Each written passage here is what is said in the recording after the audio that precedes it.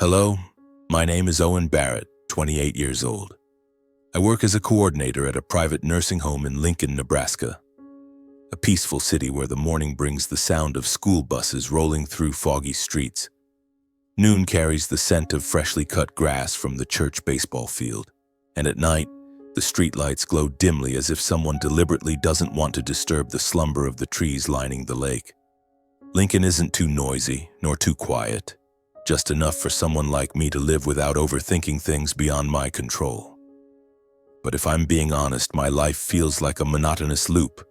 Wake up, coffee, work, go home, eat dinner, sleep. Every day is the same, nothing worth mentioning. Until everything changed. I live with my parents in an old 2-story house in the suburbs of Lincoln. This house has probably witnessed too many stories, from the days when my father dreamed of striking it rich to the heated arguments about money that I pretended not to hear.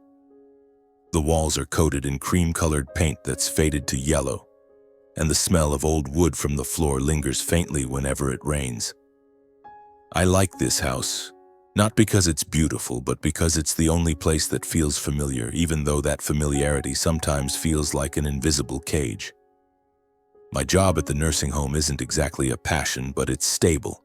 I schedule shifts for the nurses, check patient lists, and make sure everything runs smoothly. My co-workers, mostly middle-aged women with tired but dedicated smiles, often tease me as the golden bachelor of the facility. I just shrug it off. I don't have time or interest for relationships. My life is already complicated enough with my parents at home. My father, Henry Barrett, is a man in his 50s with salt and pepper hair and eyes that always seem to carry a hint of dissatisfaction. He was once a businessman, or rather a dreamer who wanted to be one. In the 90s, he opened an electronics store, which failed. Then came an auto repair shop, which went nowhere. Most recently, he tried his hand at a food delivery company, but it collapsed after a few months. Each failure, he blamed the market, his partners, anyone but himself. I still remember the nights he sat in the living room, a glass of whiskey in hand, muttering about how just one more chance would turn his life around. But that chance never came. Or if it did, he sabotaged it himself. My mother, Marlene, is different. She works part-time at a dental clinic with deft hands and a smile that's always perfect in front of strangers. She's the kind of person you'd think is warm and polite until you realize every move she makes is carefully calculated. She controls the household finances so tightly that I once joked she could count every penny in her purse without opening it. She never raises her voice at my father, but the way she looks at him, the way she sighs when he mentions a new business idea, is enough to make the air in the house feel heavy as lead. I grew up in that atmosphere, a family where everyone lives together but no one truly understands each other. I'm not the type to complain, but if I'm being honest, I've mastered the art of ignoring things. Ignoring my father's grumbling, my mother's cold stares, and even the emptiness inside myself. I don't hate them. I just don't know how to be closer to them. Maybe that's why I rarely think about my grandparents. They live in Hot Springs, South Dakota, about 450 miles from Lincoln. It's a place where time seems to stand still, with gentle hills and hot springs that tourists occasionally visit. I've only been there a few times as a kid, and each visit felt awkward. My father doesn't like going back to see them, and my mother always finds excuses to stay in Lincoln. I never questioned it much. My life went on like that, so predictable I almost forgot what I wanted. On weekends, I'd walk to a nearby park, sit on a wooden bench, and read, usually cheap detective novels I picked up from a used bookstore. I don't have close friends, just a few co-workers I occasionally grab a beer with. They say I'm reserved, but I don't see it that way. I just like the quiet. But that quiet didn't last forever. One evening, as I sat eating dinner with my parents, a silent meal where the only sound was the clinking of forks against plates, my father suddenly spoke, his voice laced with forced enthusiasm. "Owen, your mother and I have discussed it. We're going to invite your grandmother to live with us." I stopped chewing, the piece of beef in my mouth suddenly hard to swallow. Grandma? Grandma Ruth? The woman whose face I could barely remember? I only recalled her as a gentle, soft-spoken person. My memories of her were faint, like an old photograph. I looked at my mother, hoping she'd clarify, but she only smiled. That polite smile I knew wasn't genuine. "It'll be good for her in her old age," she said, her voice soft but cold as stone. "Your grandfather passed away a year ago, and it's not good for her to be alone." I didn't say anything, just nodded. A dozen questions swirled in my mind. Why now? Why Grandma?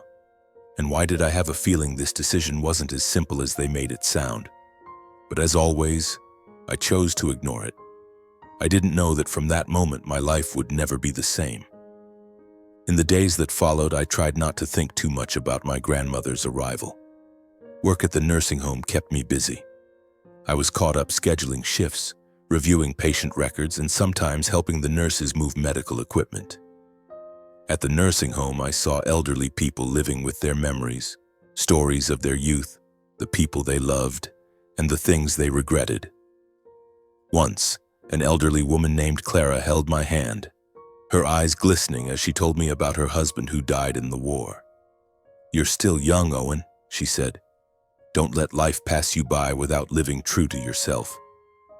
I just smiled, but her words echoed in my mind for days afterward. At home, the atmosphere began to shift. My father became more animated, but it was the kind of animation that made me suspicious. He started talking about fixing up the small upstairs room, once a storage space, to make it Grandma's bedroom. My mother, meanwhile, busied herself cleaning the house, but I could tell she was doing it reluctantly. Once I overheard her muttering to my father, "If she doesn't agree, don't blame me." I didn't understand what she meant, but her tone sent a chill down my spine. The weekend before my grandmother's arrival, I decided to take a walk alone. Lincoln in the fall is strangely beautiful, with golden leaves scattered on the sidewalks and the crisp morning air. I stopped at a small cafe, ordered a latte, and sat watching people pass by. I wondered what my grandmother would be like. The last time I saw her, I was maybe 10 or 11. I only remembered her folding clothes, her soft voice, and the way she looked at me as if she wanted to say something but never did. I wondered if she'd changed, or if I could find some fragment of her in the chaos of my current life. The day my grandmother arrived, Lincoln was drizzling. I stood on the porch watching the muddy road leading into our neighborhood. A yellow taxi pulled up in front of the gate, and from it emerged a small, slightly hunched figure. My grandmother. She wore a gray wool coat, her silver hair neatly tied back, and carried an old brown suitcase. I suddenly realized she was smaller than I'd imagined, as if time had whittled her down into a more fragile version of the woman in my memories. My father rushed out, his smile wide but his eyes lacking warmth. "Mom, you're here," he said, louder than necessary, as if performing for the neighbors. My mother stood at the door, arms crossed, her usual polite smile in place. I quietly stepped forward to help with her suitcase. It was heavier than I expected, filled with items I'd later learn encapsulated an entire lifetime. "Hello, Owen. You've grown into quite a handsome young man," she said, her voice hoarse but gentle. Her light brown eyes, framed by fine wrinkles at the corners, looked at me in a strange way, as if searching for something. I nodded, forcing an awkward smile. "Hello, Grandma," I replied, then quickly turned away, avoiding her gaze. I didn't know why, but her presence made me uneasy, as if she carried a secret I wasn't ready to face. The first few days with my grandmother in the house were strange. The already cramped house felt even more stifling. Her room was the old storage space on the second floor, which my father had hastily cleaned and furnished with a single bed. The walls still bore damp stains, and every time I entered, I caught the scent of moldy wood mixed with the lavender perfume she often used. She didn't complain, just quietly arranged her belongings. A few clothes, a small framed photo of her and my grandfather in their youth, and an old wooden box she always kept close. I didn't know how to interact with her. She moved slowly, her hands trembling slightly when she held a glass of water, and her voice, though gentle, had a quality that made me feel scrutinized. She asked me simple questions that left me flustered. "How's your job? Do you have a girlfriend?" "Do you like Lincoln?" I answered curtly, often with just a few words, then found an excuse to slip away. I didn't want to be rude, but her presence unsettled me. Maybe it was because I wasn't used to having another person in the house. Or maybe I feared her questions would unearth the parts of myself I'd tried to bury. My grandmother cooked old-fashioned meals, dishes my mother never made. Thick potato soup, toasted bread with salted butter, and a strange-smelling herbal tea. My mother, though maintaining her polite facade, clearly didn't care for them. "Mom, we eat simply here," she said once, her voice sweet but sharp. My grandmother just smiled, nodded, and continued her work. I noticed she spoke little, but every action carried a strange patience, as if she was used to being overlooked. My father, on the other hand, acted enthusiastic about her presence, but I knew it was an act. One evening, as I watched TV in the living room, I overheard him talking to my mother in the kitchen. "Just a few months and everything will be fine." I didn't understand what they were talking about, but his tone sent a shiver down my spine. It was the same tone he used when planning his latest venture, the kind that usually ended in debt and arguments. About a week after my grandmother moved in, I caught a cold from getting wet in the rain. That day I stayed in bed, exhausted. As usual, my mother left a box of medicine on my table with a reminder to take it on time. My father was busy with something and didn't even stop by to check on me. I lay there, staring at the ceiling, feeling physically drained and mentally empty. Then I heard slow footsteps in the hallway. My door creaked open and my grandmother walked in holding a steaming bowl of porridge. "Eat this, it'll warm you up," she said, placing the bowl on the table beside my bed. I looked at her, unsure what to say.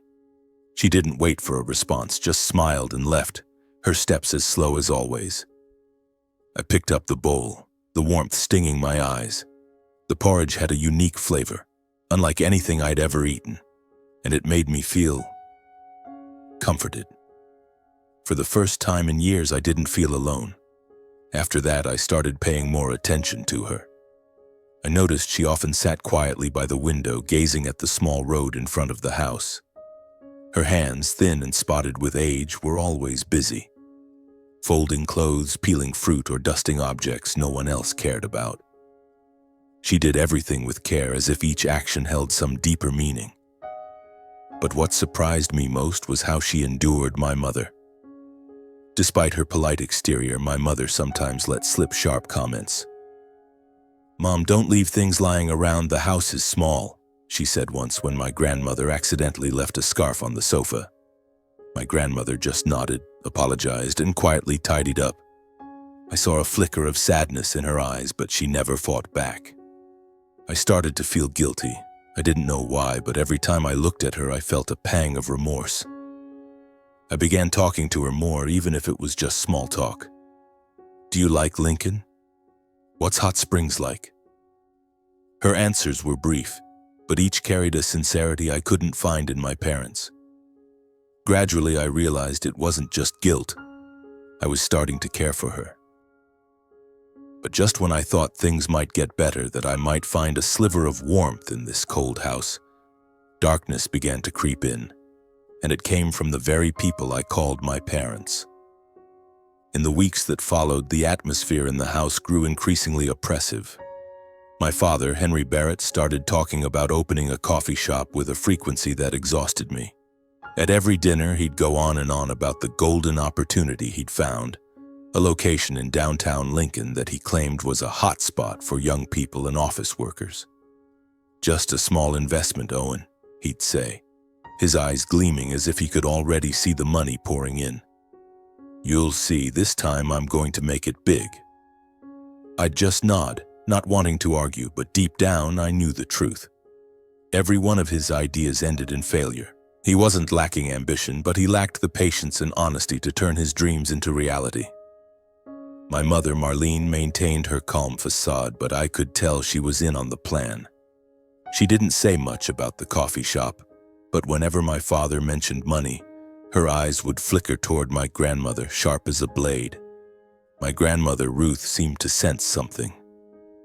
She grew quieter, often sitting silently by the window, her thin hands clasped tightly together. I wanted to ask if she was okay, but every time I tried, I hesitated. I was afraid that digging deeper would force me to face a truth I wasn't ready for. Then one evening, things became clearer.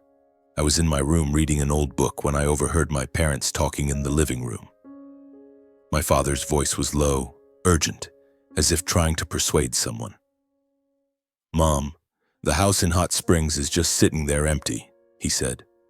"Sell it and you'll have enough money to live comfortably. I'll use the money to start the coffee shop and you'll have a share." I stopped reading, put the book down, my heart racing. The house in Hot Springs, the place where my grandmother and grandfather had lived their entire lives, filled with memories she surely didn't want to forget.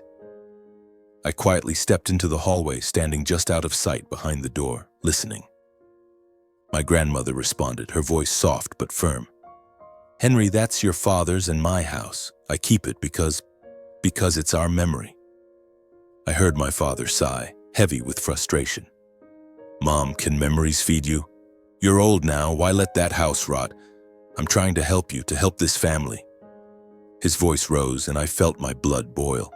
Help her? Help the family? I knew he was lying. He didn't care about her or the family. He only cared about the money. My mother chimed in, her voice sweet but icy. "Mom, Henry's right. We're taking care of you here, so you don't need to worry about anything. Sell the house, let Henry invest the money, and you'll see it was the right decision." I clenched my fists, my nails digging into my palms. I wanted to burst in to yell at my grandmother that they were using her, but I stood still. I was still the same Owen, always choosing to ignore. A few days later, I realized my grandmother had agreed. I don't know what my parents said to convince her, but one morning, I saw her sitting at the dining table, a stack of papers in front of her. She signed them, her handwriting shaky, her eyes empty. My father stood beside her, beaming as if he'd just won the lottery. "You did the right thing, Mom," he said, patting her shoulder. "I'll make you proud." I turned away, unable to watch. Anger surged within me, but it was quickly extinguished by helplessness. I told myself it wasn't my business, that my grandmother had made her own choice. But deep down, I knew I was lying to myself. The house in Hot Springs was sold for a price I never knew exactly. My father said the money was enough to change our lives, but within weeks I heard him complaining about higher than expected costs. The coffee shop, the project he swore would succeed, remained nothing more than an idea on paper. The money from my grandmother's house vanished as quickly as it came. I didn't ask what he did with it, but I saw the familiar signs. New bottles of whiskey in the cabinet, a large screen TV appearing in the living room, and calls from my father's friends, people I knew were creditors. In the days that followed, my parents' behavior toward my grandmother changed noticeably. If they'd been polite before, now they treated her as if she were invisible. My mother stopped reminding her to eat on time, and my father barely spoke to her unless he needed something. Once I saw my mother snap at her for spilling a bit of water on the kitchen floor. "Mom, be more careful, this isn't a hotel," she said, her voice cutting like a knife. My grandmother lowered her head, apologized, and quietly cleaned it up. I stood there watching, a sharp pain piercing my chest. I wanted to say something to defend her, but I stayed silent. Once again, I chose to ignore. Then one day I overheard my father mention my grandmother's life insurance policy. He was whispering to my mother, but loud enough for me to hear from the next room. "She's old. What's the point of keeping that policy? Cash it out and we'll have more capital." My mother replied, "Try convincing her. She's old and senile. She'll agree eventually." I lay on my bed, eyes closed, trying to push away the growing unease. They were pressuring her step by step, and I knew if I didn't do something, she'd lose everything. My grandmother began retreating into her own world. She rarely left her room. I only saw her at dinner, and even then she barely spoke. I noticed she was getting thinner, her eyes sunken, as if her vitality was slowly draining away. One day I knocked on her door, bringing a plate of apples I'd peeled for her. She was sitting on her bed holding an old embroidered handkerchief. "I peeled these for you," I said, setting the plate on her table. She looked at me, her eyes gentle but sad. "Thank you, Owen," she said, then took my hand. Her hand was cold, but her grip was strangely warm. "I know you're a good person," she whispered. I didn't know how to respond, so I just nodded and left. But her words echoed in my mind, keeping me awake. I started paying closer attention to what my parents were doing. I saw my father bring home more papers, contracts I wasn't allowed to see. I heard my mother talking to him about handling it quickly. I didn't know exactly what they were planning, but I knew it involved my grandmother, and it wasn't good. I was beginning to feel I could no longer ignore it. But I still hadn't acted, or rather, I didn't know where to start. One evening, I came home late and found my grandmother sitting alone in the living room, a stack of papers in front of her. Her eyes were red, as if she'd just been crying. "Grandma," I called softly, stepping closer. She flinched, quickly wiping her eyes and forcing a smile. "Owen, you're back," she said, her voice trembling. I sat down across from her, my gaze falling on the papers on the table. It was the life insurance contract, with her shaky signature on the last page. My heart tightened.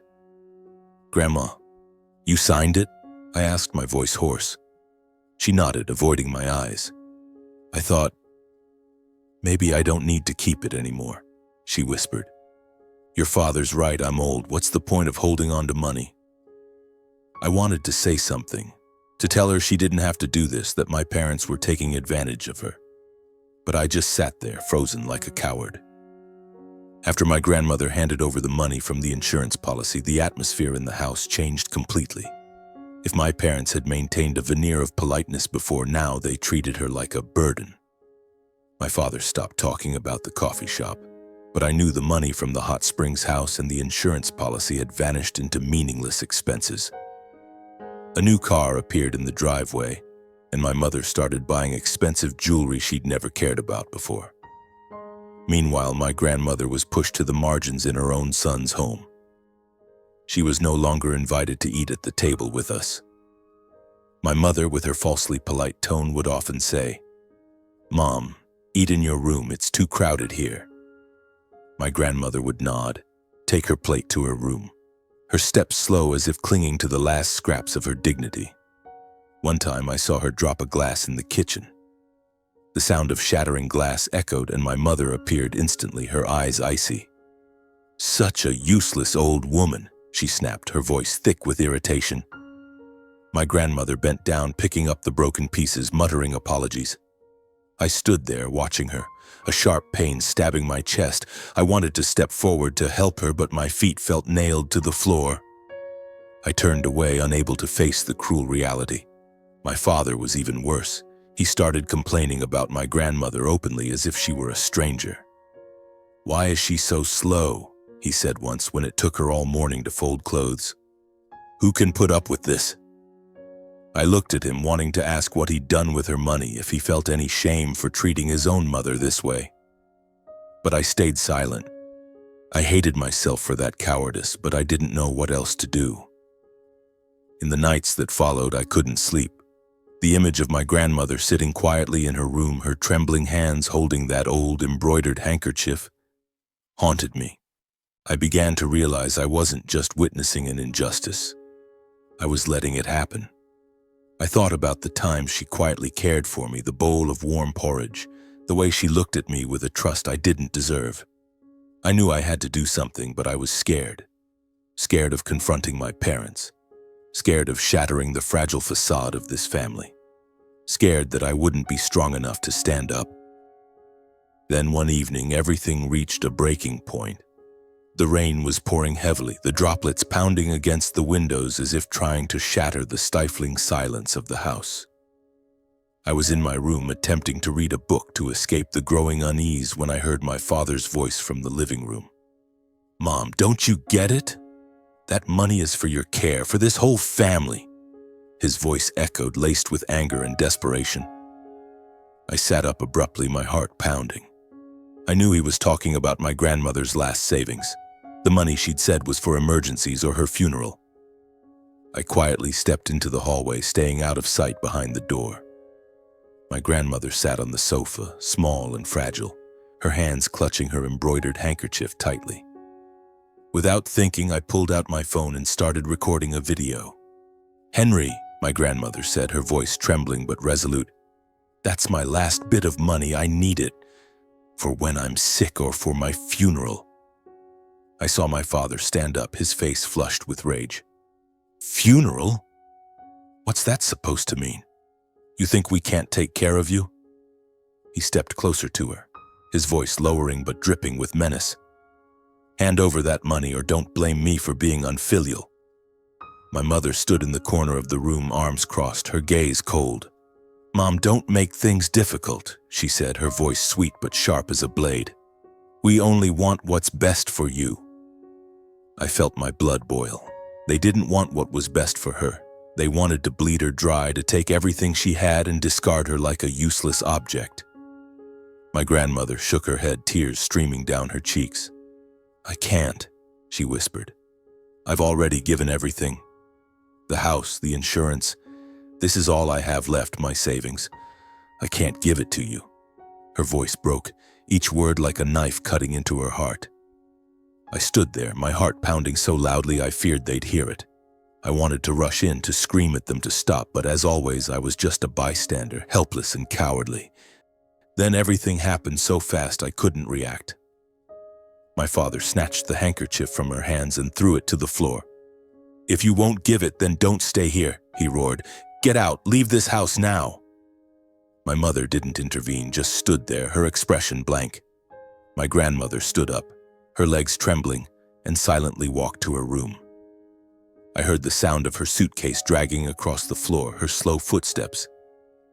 Then the front door opened and the sound of the rain drowned out everything else. I ran to the window, my heart racing. My grandmother stood there under the freezing rain, her old suitcase beside her. She didn't look back, just walked away, her small figure fading into the darkness.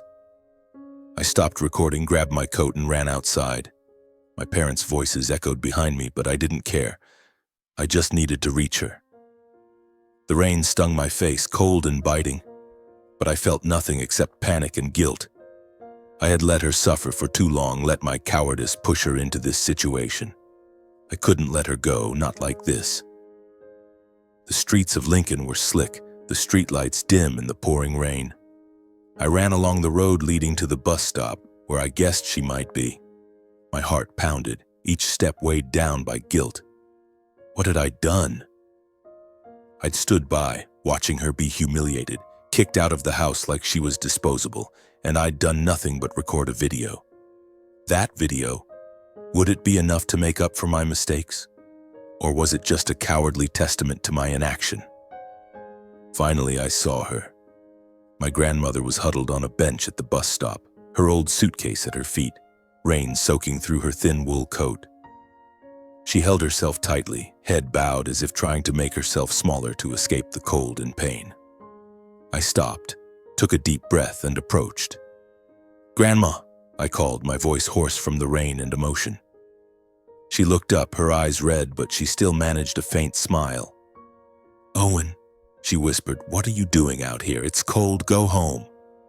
I knelt in front of her, ignoring the puddle beneath me. "Grandma, I'm so sorry," I said, my voice breaking. "I shouldn't have let this happen. I won't let you go anywhere." She looked at me, her eyes a mix of surprise and tenderness. "It's not your fault," she said, placing her cold hand on my cheek. "I know you're a good person." Her words cut like a knife, piercing my heart. A good person? I didn't deserve that, but I knew I had to do the right thing right now. I took her hand, pulling her to her feet. "Come with me," I said, my voice steadier than I expected. "I'll take care of you." She shook her head, her eyes full of hesitation. "Owen, I don't want to trouble you. I'll figure something out." But I shook my head, cutting her off. I called a taxi and decided to take her to the nursing home where I worked. It was the only place I could think of. The nursing home was on the outskirts of Lincoln, a red brick building with windows glowing with warm yellow light. I knew she'd be well cared for here, and more importantly, she'd be safe. When we arrived, Linda, a night shift nurse, looked at me with surprise. "Owen, what's going on?" she asked, glancing at my grandmother, shivering in her soaked coat. "Linda, please help me," I said urgently. "This is my grandmother. She needs a place to stay, at least for tonight." Linda didn't ask questions, just nodded and led us to an empty guest room. She quickly handed me a hairdryer to dry Grandma off and went to make a cup of warm ginger tea. My grandmother sat on the bed, still clutching her embroidered handkerchief. "You don't have to do this, Owen," she said weakly. "I'll be fine." But I shook my head. "Grandma, from now on I'll take care of you, I promise." I stayed with her all night, sitting on the wooden chair beside her bed, watching as she drifted into sleep. The rain continued to fall outside, but in this small room I felt a sense of peace. For the first time in months, I felt I was doing something right. I didn't know what the future held or how I'd face my parents, but I knew I couldn't go back to being the person who always looked the other way. The next morning, I started making arrangements. I contacted the nursing home's manager, Mr. Thompson, and explained the situation. He was a kind man, always ready to help his staff, and after hearing the story, he agreed to let my grandmother stay temporarily at the lowest possible cost. "You're doing the right thing, Owen," he said, patting my shoulder. "Your grandmother needs you more than ever." I nodded, feeling a bit of relief, but I knew this was only the first step. I found a small apartment near the nursing home, just big enough for me and close enough to visit her easily. It had a single bed, a small table, and a window overlooking a tree-lined street. It wasn't fancy, but to me it was a fresh start. I moved a few personal belongings from my parents' house, determined to cut ties with the place that had caused my grandmother so much pain. I didn't tell my parents I was leaving. I knew they wouldn't care, or worse, they'd try to pull me back into their selfish schemes. My grandmother began to regain her spirit.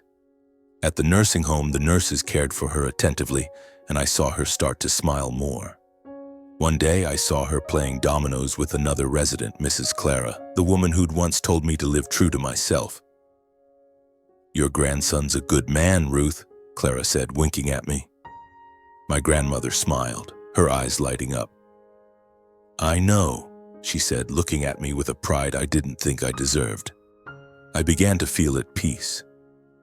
Each night, as I returned to my small apartment and lay in bed staring at the ceiling, I felt a strange sense of relief. I was no longer the old Owen, the one who bowed his head to his parents and chose silence. I was doing the right thing, and it made me feel stronger than ever. But deep inside, a fire still simmered. I still had that video, the one capturing my parents berating and kicking my grandmother out. I knew it could be the key to seeking justice for her, but I wasn't sure what to do with it yet. All I knew was that no matter what, I wouldn't let her endure any more pain. One afternoon, as I brought my grandmother a cup of herbal tea, she pulled me to sit beside her. "Owen," she said, her voice low but steady, "I want to tell you something." I looked into her eyes and saw a resolve I hadn't noticed before. She reached into her coat pocket and pulled out the small wooden box, the one I'd seen her clutch tightly when she first arrived in Lincoln. She opened it, revealing yellowed papers and a few copies of documents with scribbled signatures. She began, her voice even but filled with emotion. "Years ago, when you were little, Henry forged my signature to take out a loan. He transferred a piece of land in Hot Springs, claiming it was for business, but really it was to pay off gambling debts." I sat frozen, my blood boiling. I knew everything, but I stayed silent. I didn't want the family to fall apart. She paused, gazing out the window as if reliving those painful days. I thought if I kept quiet, Henry would change. But I was wrong. I took the stack of papers, my hands trembling. Copies of contracts, loan receipts, and a handwritten letter from my grandfather warning her to be careful with Henry's decisions. A wave of anger surged through me, not just at my father, but at myself. I had let her suffer alone, let her carry this secret for too long. "Why didn't you say anything?" I asked, my voice hoarse. She smiled sadly. "Because I love my son, Owen. And I love you. I didn't want you to have to choose between me and your parents. But now I knew I had to choose. Not between her and my parents, but between right and wrong. I held her hand, promising her and myself that I wouldn't let her be hurt anymore. "Grandma, I'll do something," I said. "I'll make them pay."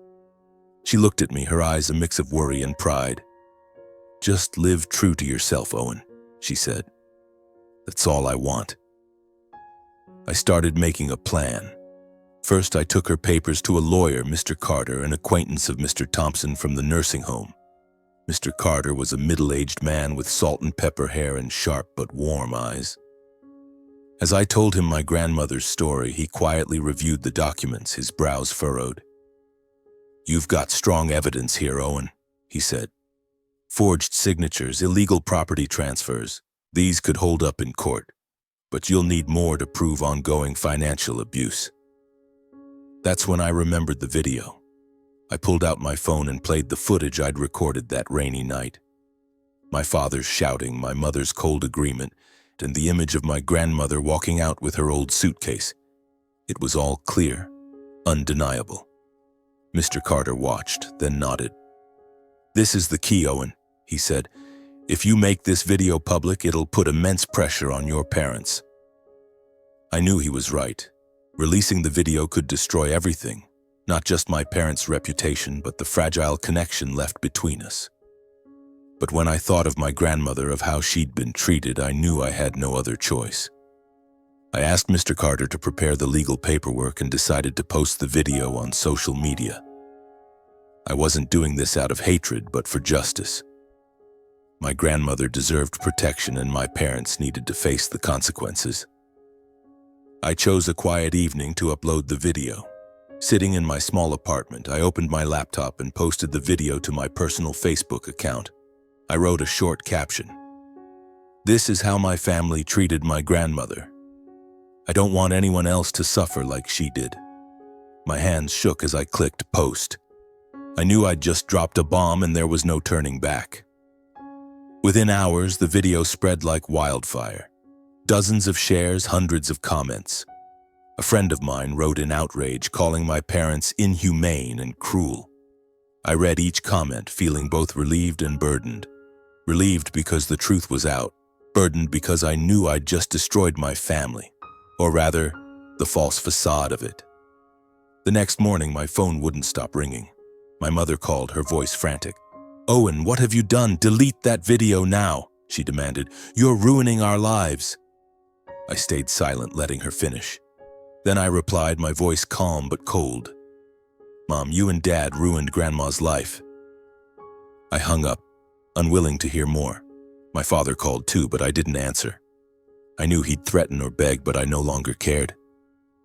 Meanwhile, at the nursing home, my grandmother remained at peace. I didn't tell her about the video, not wanting to worry her. But I felt like she sensed something. One day, as I walked her through the nursing home's garden, she held my hand and said, "Owen, I'm proud of you." I smiled, but inside I knew the fight wasn't over. In the days that followed, my parents faced a storm of community backlash. A friend sent me a video of my mother at the market where an angry elderly woman threw a ripe tomato at her. My mother's face twisted in shock, but she didn't dare react. My father, meanwhile, practically vanished from the outside world. Locking the doors, drawing the curtains, hiding in the house as if stepping outside would mean facing the entire town's stares. A week later, Mr. Carter called, informing me he'd filed a lawsuit against my father for forging signatures and financial abuse. "This will take time, Owen," he said. "But with the evidence you have, we have a strong chance of winning." I nodded, feeling a glimmer of hope. My parents would face consequences, not just from society, but from the law. While Lincoln buzzed with talk about my family's story, I found peace by my grandmother's side. The nursing home, with its corridors faintly scented with disinfectant and the gentle laughter of its elderly residents, became her new home. I no longer returned to the old house where painful memories still lingered. Instead, I spent every day after work with her, cherishing simple but meaningful moments I never thought I'd value. My grandmother was given a small room on the second floor of the nursing home, with a window overlooking a modest flower garden. The room was plain, with just a bed, a wooden table, and an old armchair, but she made it her own. She hung a floral curtain she'd brought from Hot Springs, placed a framed photo of my grandfather on the table, and carefully tucked her embroidered handkerchiefs into a drawer. "I like this place," she told me once, as I brought a small potted plant to brighten her corner. "It's more peaceful than home." Her words stung, but I knew she meant them. Here, she didn't have to face cold glares or harsh words. My grandmother quickly settled into her new environment. I saw her playing dominoes with Mrs. Clara, giggling when Clara teased her for cheating. Another time, I found her in the common room with a group of elderly women knitting and sharing stories of their youth. She spoke about her days in Hot Springs when she and my grandfather hosted outdoor parties by the hot springs. "Your grandfather was so handsome back then, Owen," she said, her eyes sparkling. "But he was clumsy. Once spilled an entire tray of pastries into the stream." The women laughed heartily, and I joined in, feeling warmth spread through me. I started spending more time at the nursing home, not just for my grandmother, but because it made me feel part of something bigger. The nurses, especially Catherine, a young woman with a gentle smile and neatly tied brown hair, always greeted me with playful banter. "Owen, are you moving in with us for good?" she'd tease, and I'd just smile, though inside I felt a small flutter. Catherine had a way of making everything feel lighter, and I found myself looking forward to our brief conversations. One afternoon, I took my grandmother for a walk in the nursing home's garden. She held my hand, walking slowly along the stone path. "You know, Owen," she said, "I thought I'd be alone until the end of my days, but with you here, I feel complete." I squeezed her hand, saying nothing, but knowing these moments were the most precious I'd ever had. With a mischievousness I hadn't expected, my grandmother began arranging encounters between me and Catherine. Once, she accidentally asked Catherine to bring a tray of water to her room while I was there. Another time, she pretended to feel unwell, forcing me to ask Catherine to check on her. "That girl's kind, Owen," she whispered after Catherine left one day. "You're young, don't worry so much. I just want to see you happy." I blushed, shaking my head, but I couldn't deny I was starting to notice Catherine more. Her sincere way of talking without pretense, and the way her smile made my heart feel lighter, drew me in. Catherine and I began talking more. First about work, then about more personal things. One day, after walking my grandmother back to her room, I asked Catherine to grab coffee at a small cafe near the nursing home. She agreed, and we sat across from each other talking about simple things. Her favorite book, my childhood fishing trips with my grandfather. I realized I was smiling more, and for the first time in years I felt like I was truly living, not just existing. Afternoons with my grandmother became a routine. We listened to the radio, played dominoes, or read old letters my grandfather had left behind. One day she handed me a letter, its handwriting shaky. "This is a letter your grandfather wrote to me when we were young," she said, her voice thick with emotion. "He promised to take care of me, but he left first." I read the letter, its plain but heartfelt words, and felt a heaviness in my chest. I knew she was trying to be strong, but her pain was unmistakable. One day when I came to visit, she handed me a small box. "I want you to keep this," she said. Inside was an old silver ring, her wedding ring. "I have no one else to give it to," she said. "Keep it, and one day give it to the person you love." I hugged her, tears falling silently. In the days that followed, I noticed my grandmother growing weaker. She still smiled, still chatted with Mrs. Clara and the other residents at the nursing home. But her eyes began to fade, as if she were looking at a distant place I couldn't reach. I tried to spend more time with her, bringing her favorite cookies, listening as she recounted old stories about Hot Springs, about my grandfather, about the days when she was young and full of hope. But each time she coughed, each time she paused mid-story to catch her breath, a quiet fear crept into my heart. I wasn't ready to lose her, not now, when I had just found her. One evening, after helping her into bed, I stayed by her side longer than usual. The yellow lamplight in the room cast shadows on her face, highlighting the wrinkles that mapped a lifetime. She held my hand, her thin, cold fingers still strangely warm. "Owen," she said, her voice hoarse, "I've lived enough. I just want you to live without sacrificing blindly like I did." I looked at her, my heart tightening. "Don't say that," I whispered, fighting back tears. "You have to stay with me." She smiled, her eyes gentle but resolute. "I know you'll be okay," she said. "You're stronger than you think." That night she told me about her will. She had rewritten it, leaving what little she had left to me. "I don't want to leave anything to Henry," she said, her voice sad but without resentment. "Not because I'm angry at him, but because I know he doesn't need this small amount. But you, Owen, you deserve it." I wanted to protest, to say I didn't need anything, just her health. But I only held her hand tighter, nodded, and promised to honor her wishes. A week later, my grandmother passed away. It was a peaceful night. No rain, no wind, just the faint glow of moonlight filtering through her window. Catherine called me in the middle of the night, her voice trembling. "Owen, can you come now?" "Ruth," she stopped breathing. I rushed to the nursing home, my heart pounding, but when I entered her room, I was met with stillness.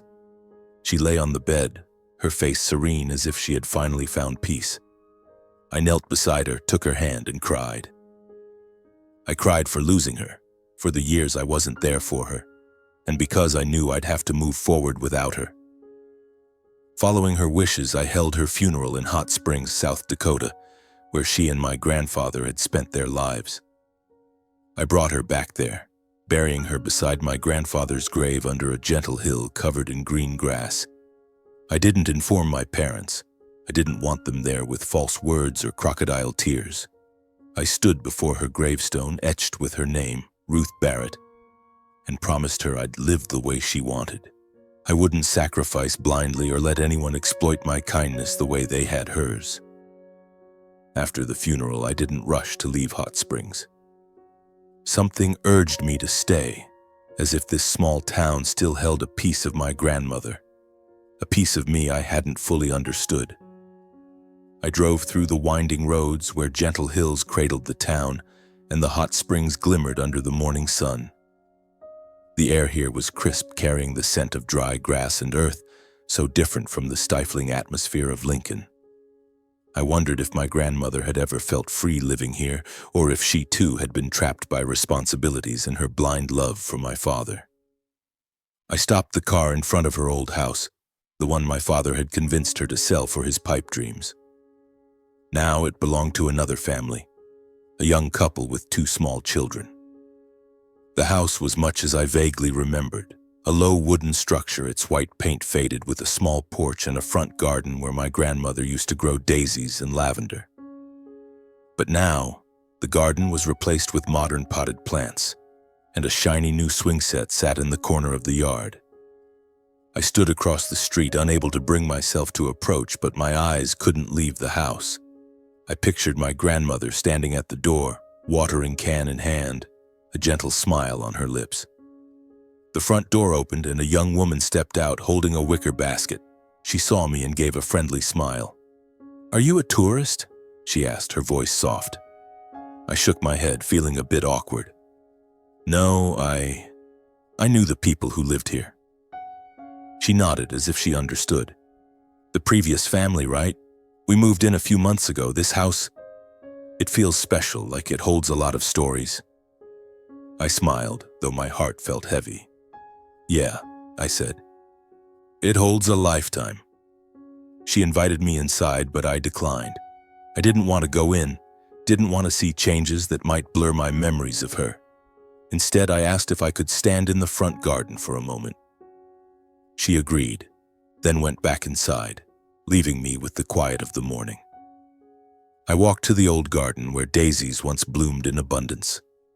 Though now there were only patches of weeds mixed with the soil, I felt a strange sense of familiarity. I sat down, placing my hand on the earth, as if I could touch the days when she was here.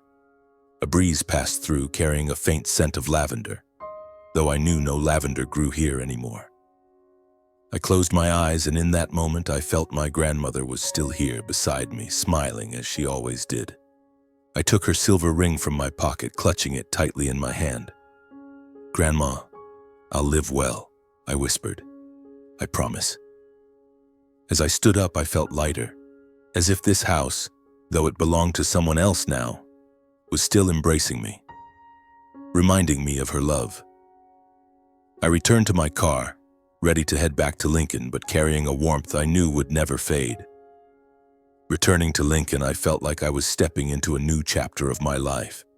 Hot Springs, with its green hills and my grandmother's old house, had given me a place to say goodbye to her, but also the strength to move forward. The silver ring in my pocket was a reminder, not just of her, but of the lessons she left behind.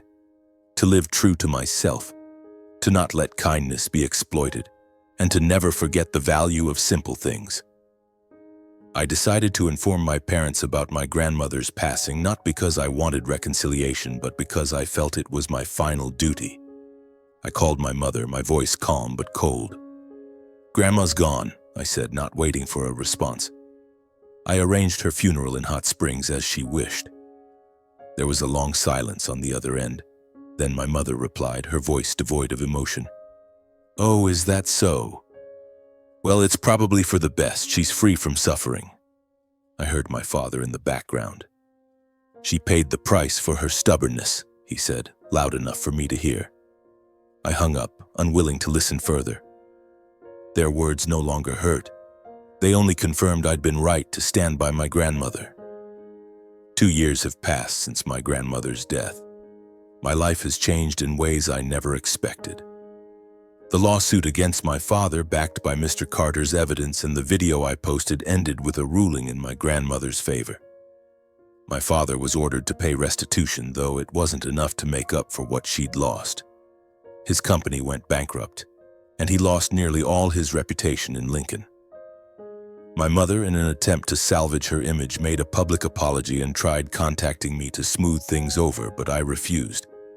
I didn't need their belated apologies.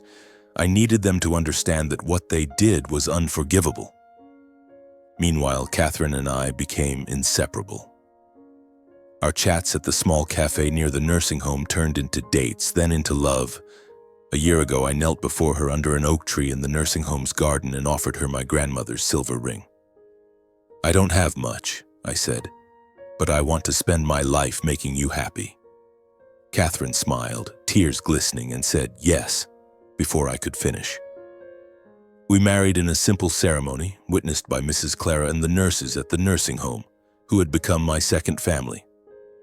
Now Catherine and I have a son, Samuel, named after my grandfather. Samuel is 1 year old with brown eyes like my grandmother's and a smile that reminds me of the moments she sat telling stories by the window. Every time I look at him, I feel like she's still here in every joyful moment we share. One autumn day, Catherine and I took Samuel to Hot Springs to visit my grandmother's grave. The hill where she and my grandfather rest was still lush with grass and wildflowers. I placed a bouquet of daisies, her favorite flower, before her headstone. Catherine stood beside me holding Samuel, and we quietly gazed at the horizon where golden sunlight stretched across the hills. I sat down, letting Samuel play with the grass, and began to reflect. Over the years, I'd learned so much from my grandmother, about patience, forgiveness, and the strength to stand up for what's right. I learned that family isn't about blood, but about those who love and protect you unconditionally. I looked at Catherine, at Samuel, and knew I'd found my true family. "Grandma," I whispered, looking up at the clear blue sky. "I'm living well like you wanted." A gentle breeze passed through, carrying the faint scent of lavender, and in that moment I felt her smiling at me, her eyes gentle and proud.